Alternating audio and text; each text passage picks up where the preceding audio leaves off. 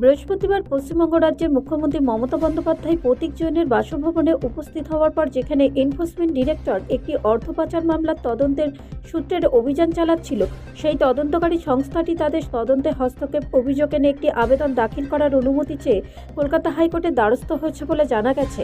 Enforcement director জানিয়েছে যে তারা বৃহস্পতিবার পশ্চিমবঙ্গে একটি অর্থ পাচার মামলার তদন্তের সূত্রে পশ্চিমবঙ্গ ও দিল্লিতে মোট 10টি স্থানে অভিযান চালিয়েছে।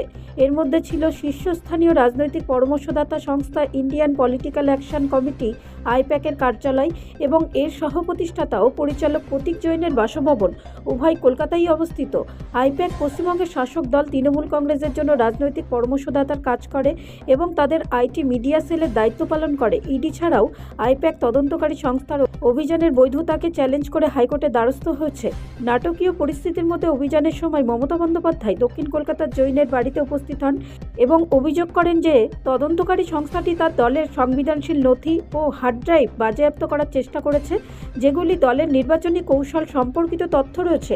তদন্তকারী সংস্থা অভিযোগ করেছে যে বন্দ্যোপাধ্যায় অভিযানের সময় জৈনের বাড়িতে প্রবেশ করেন এবং সেখান থেকে গুরুত্বপূর্ণ প্রমাণ যেমন শারীরিক নথি এবং ইলেকট্রনিক ডিভাইস নিয়ে যান। তারা আরও অভিযোগ করেছে যে জৈনের বাসভবনের পর মমতা বন্দ্যোপাধ্যায় তার সহযোগী ও পুলিশকে নিয়ে সল্টলেকের আইপ্যাকের কার্যালয়ে যান এবং সেখান থেকে জোর করে শারীরিক নথি ও ইলেকট্রনিক প্রমাণ সরিয়ে ফেলেন। ইডি বলেছেন যে বন্দ্যোপাধ্যায় এই কার্যকলাপ এবং কলকাতা পুলিশের কমিশনারের উপস্থিতি, যিনি জৈনের বাসভবনে তার আসার সময় উপস্থিত ছিলেন, তার অর্থ পাচার প্রতিরোধ আইন PMLM এর অধীনে চলমান তদন্তের বাধা সৃষ্টি করেছে।